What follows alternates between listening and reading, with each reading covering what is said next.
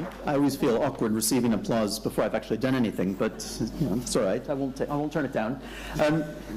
We've heard cybersecurity mentioned a couple times already. I'll expand on some areas where it's particularly relevant to accounting and also to many of the clients that you'll be working with on a regular basis who have a trusted relationship with you and may come and pose slightly awkward questions about what should I do in particular circumstances related to cybersecurity.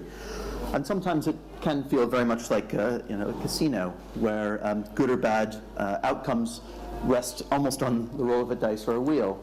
We'd like to try to improve that ever so slightly to make it a little bit more strategy driven, whether it's foosball or the real thing.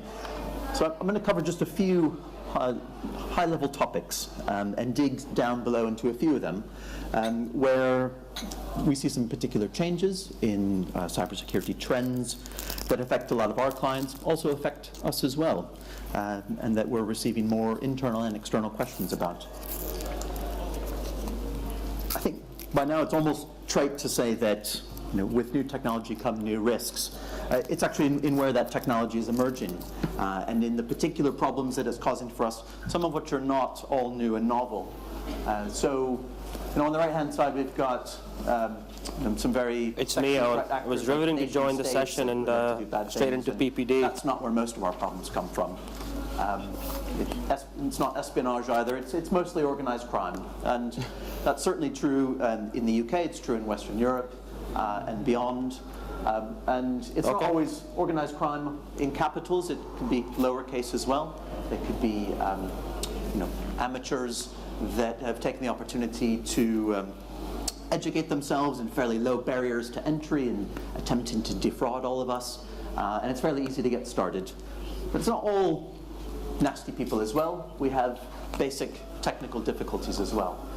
Here we have things around patch failure, where, say, you have a client that's in the financial sector, and most of the world's roughly 2.3 million cash points all run on Windows XP, which is a problem in and of itself, completely vulnerable, unsupported, and it's on a device that you can't centrally update. So you have to send a technician out to each one of those units to update the operating system, and that's not cheap. And so they still all run on Windows XP, mostly. So a whole variety of technical challenges in addition to unpleasant people that want to try and steal your information and money. And then there's some challenges that arise just because of the changing pace of technology. So we've heard a little bit around social media, mobile working, movement into the cloud, which it sounds very sexy, but it's just a name for someone else's computer. Who else's computer makes a great deal of difference in terms of security, but also in terms of regulation, in terms of knowing where your data or your client's data is at a geographic level. It will make more difference in the near future in the EU and the UK, regardless of Brexit. So let's dive into a couple specifics where we've been seeing some change over the past couple of years. Certainly an evolution in cybercrime as more and more transactions happen digitally. We've had in the UK the introduction of Apple Pay and Android Pay over the past couple of years, both quite secure, both helping to reduce fraud rates for some of our clients, and that's been generally a good thing, but there's still a lot of low-hanging fruit. If we look in the US, they've had 15 years to move to chip and pin, and they still haven't done it.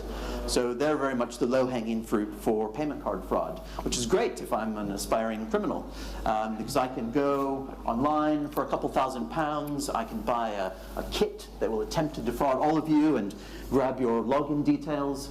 If I have trouble operating it, I can buy an add-on package to this kit, which gives me free customer support, or 24/7 customer support. It's not free, it's relatively cheap. And in a couple months, I can easily make my money back. Your personal details, many of them, for probably many in the room, are for sale in some form or another. Here, this is just an example online. For 100 PayPal accounts, we can easily, a US dollar per account, and that's expensive, which means they're probably relatively recent, and someone's tested them or tested a sample of that batch to make sure they still work. The longer that data's been up for sale, the more likely it is to be out of date, and the less money the criminals can get for it. It's a marketplace like any other, and it's fairly efficient. There's Office of National Statistics released a report earlier this year. For the first time in the UK, they did a pretty detailed accounting of cybercrime stats. They hadn't done this before, so when it hit the headlines, it looked like crime had gone through the roof in the UK. But it hasn't. It's just counting something that hasn't been counted in such detail before. So what it shows is that probably about 10% of England and Wales, the people in England and Wales, have suffered some sort of crime. Now, whether they lost money or not is somewhat beside the point. In the UK, financial services tend to pick up most of that loss. But financial services would be interested in these numbers as well.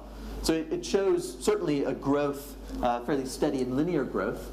And in a couple places, we see it spiking up.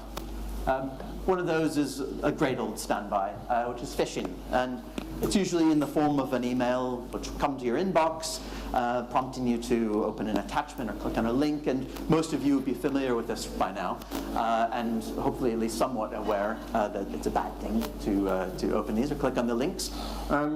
Well, I can guarantee you that the IT and the security departments in your organizations are even more worried. Because if you do this at home, all you do is mess up your personal computer. But if this happens in a work environment, you've just possibly managed to compromise all the investment in security resources that your company spent trying to keep the bad guys out. And it's fairly easy in this way for them to get in. Which is why there's no need for the, either the aspiring or the practiced criminal to spend loads of money crafting some very exotic way to get into your organization. When they can just go on LinkedIn, figure out who's senior, who controls funds, who manages networks, and would be likely to have loads of passwords for or other people in the organization, and then they can go spam them with various phishing emails, and you only have to get lucky once. So this is the easiest route in to an organization, and we see this happening quite frequently with clients that we talk to.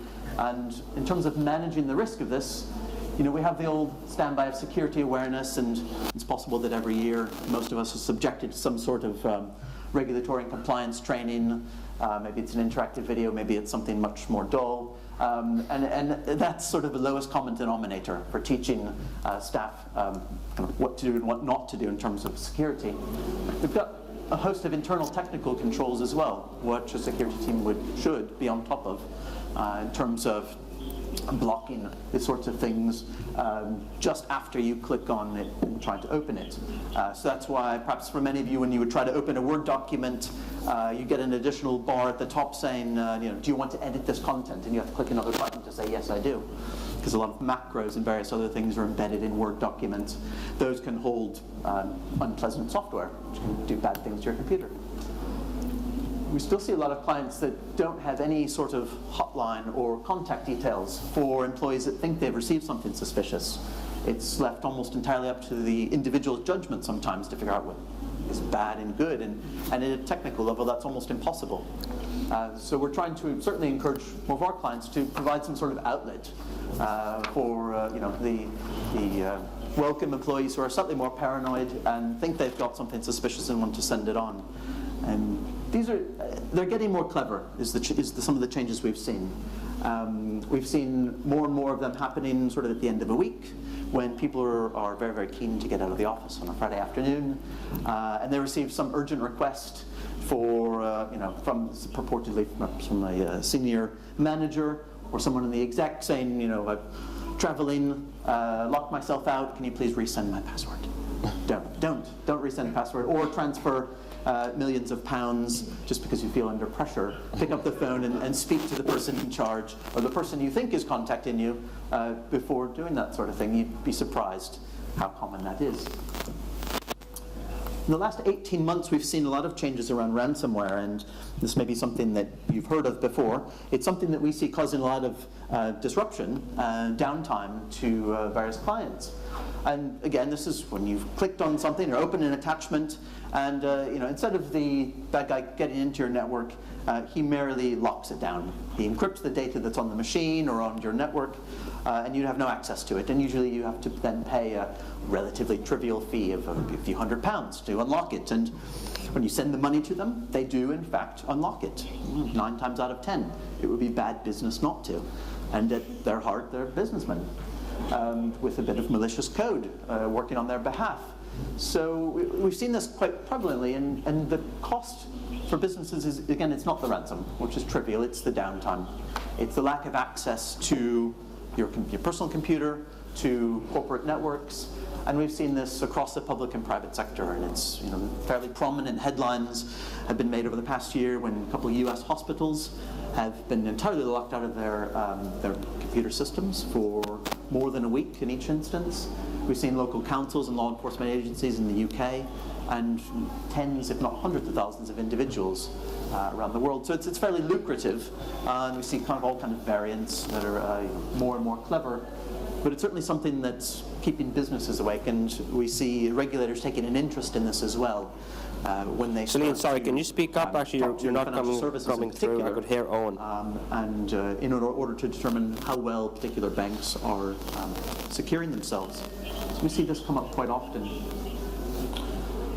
Third-party risk management. Okay, sure, happy to. I mean, for those who don't know me, Herman Sidhu, I'm from Global Insurance Digital Leader, and super excited about this project. I guess partly because I've seen it grow. I was based in Ireland for the last 4 years, just moved to the US, and work extremely closely with Owen across a multitude of projects. So, from my perspective, this is, this is like the flagship at the moment in terms of as it pertains to how we want to think through driving innovation, driving digital going forward. We recognize that the days of having, big boat, top-down driven, projects, platforms being developed, A, we're out of money, and B, maybe perhaps not fit for purpose anymore. And from a sector perspective, we want to drive sectors, we want to drive sector apps, we want to drive sector initiatives. We're working with Felice and Steve. Their mandate is go find those little bubbles of opportunity that exist in sector, put some muscle, put the ecosystem behind it and blow it up, and make a real difference. I mean, I reflect back earlier this year, meeting with Carmine, presenting everything we plan to do for the year as it pertains to analytics, centralization, technology, and the one we gravitated to immediately was VAM apps. And I know he has a view that almost 80–90% of the stuff should be automated, and we kind of backed him down a little bit from that, but I know he's in particular very focused on this one, so I think for one we'll have to manage his expectations, but we can leave that as an aside. I think the second thing for me is that Felice and I spent 2 days with Jeff and Chris, and I'm sure Chris is on the call, and Jeff maybe as well, in San Jose last week or the week before, I can't recall.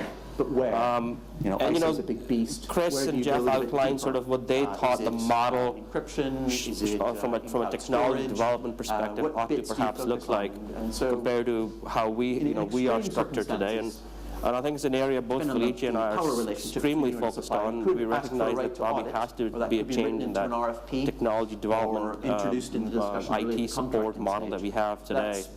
And I think this is a spear for us to make that change. So for me personally, I think I'm going to watch out for that very closely to say, is there a bigger ramification of how we interact with global IT and how we perhaps develop products in a different fashion. I think it's super important. So let's zoom out just a little bit. And I think the last thing for me is, it's the support element of it from a global perspective. The mandate from Felice, Steve, Don, if you need us to corral global IT, we'll have all the support. You want us to corral global PPD? We've got 4 options, 4 basic options. Absolutely, we'll get all the right people lined up to avoid it altogether. We can mitigate it through various controls. We can accept it and say, yes, if something goes wrong, we're going to pick the cost up. In EVA assurance, or we can try and drive those people to support you and try our very best not to slow you down. I think the last thing that is cybersecurity.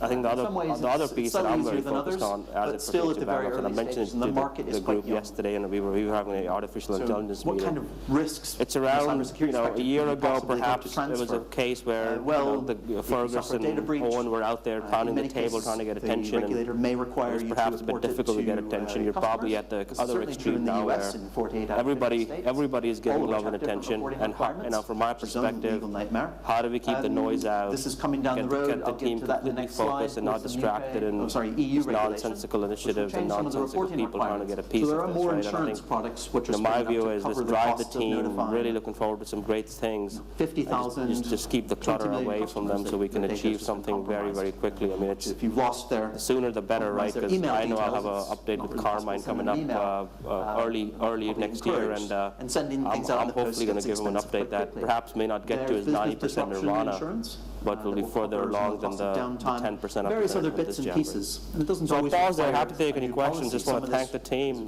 Celine, Chris, Jeff as well, Sector, Mike, you've heard me talk about MAP in a couple of the calls as well. I mean, from a global assurance perspective, we're very excited, and you have all our support. Maybe it's general liability policies could cover some of this already, and probably worth asking your insurance company about that when it comes time for renewal, because you may start to see some of these exclusions pop into existing contracts as insurers realize the potential liability they're exposing themselves to by not excluding cyber risk from existing proposals.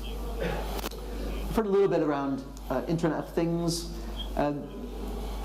Directly relevant to accounting, probably more relevant to clients, particularly in heavy industry, particularly in critical infrastructure, where you see extremely low-cost, low-margin devices being introduced into a systems architecture for perfectly understandable reasons of efficiency, so you can gather more data, do more interesting things. We were hearing the first speaker talk about. Where this becomes a problem is actually in managing these and oversight of it. So you're, an industrial factory, you've ordered the same widget for 15 years, part number remains the same. This time you order it, nothing's changed, price hasn't even changed, but the manufacturer is very But I think it's twofold, right? So you obviously will continue to have your traditional funding routes like GMIC, like sector funds, right? Can we tap into GMIC to cover some of that delta? So you absolutely have that route. If anything, we'll tap into, if we have to tap into funds in GMIC, this would be a prime example. So that's sort of one area. The second area is that, right, when you, at some point, right, we will start thinking about scale, and we'll have to start working with global IT as an example, and we want this to run on our infrastructure. And there's a huge cost that comes with dealing with them, and can we actually pivot some of our existing dollars that we spend on back office IT functionality to front office? Can we pivot some of our dollars from core platform development, Canvas, Helix, Atlas, to actually this is really important, and we want to divert some funds immediately to get this ramped up. So I kind of see it both ways, but I'm happy to take this conversation up and see what options are available. The regulation doesn't focus on cybersecurity, it focuses on protection of personal data. So this affects anyone who collects, handles, analyzes, disposes of data of EU residents, and it's going to have a fairly big impact for anyone who does this, which is pretty much everyone in the room. Even after Brexit, it will still have an effect for a lot of us. So there'll be a host of additional compliance requirements around how companies handle data and where that data goes. So where the data goes is handled by one of the agreements at the bottom, which is Privacy Shield, and that governs the transatlantic transfer of data between the EU and the US. And it's in some doubt at the moment over what actually makes this transfer legal, because the previous agreement called Safe Harbor was overthrown earlier this year by the High Court in the EU in Brussels. And so at the moment, a lot of our clients are relying on binding corporate rules or model clauses to cover the legality of these data transfers. So this is something that will have to be considered. I think just lastly to close, I think it's very useful to kind of group all these various strands into 3 buckets, and we would put them into secure, vigilant, and resilient. Secure being kind of building a strong foundation for thinking about these things, for data security capabilities and data management, vigilant monitoring capabilities, regular audits that would uncover these sorts of issues, and resilient, remembering to have some sort of capability for crisis management, which we've heard a little, well, I think there's a bit of crossover there with that in the social media discussion. Something goes wrong and you really aren't present on social media, lots of people will be talking about you, but you'll have no way to begin the discussion. And all of that would be underpinned by governance, so the standard sorts of things that will come out in a GRC framework that many of you would also be familiar with. So I think my time's up, so I'll leave it there. Happy to take questions later, and thank you very much.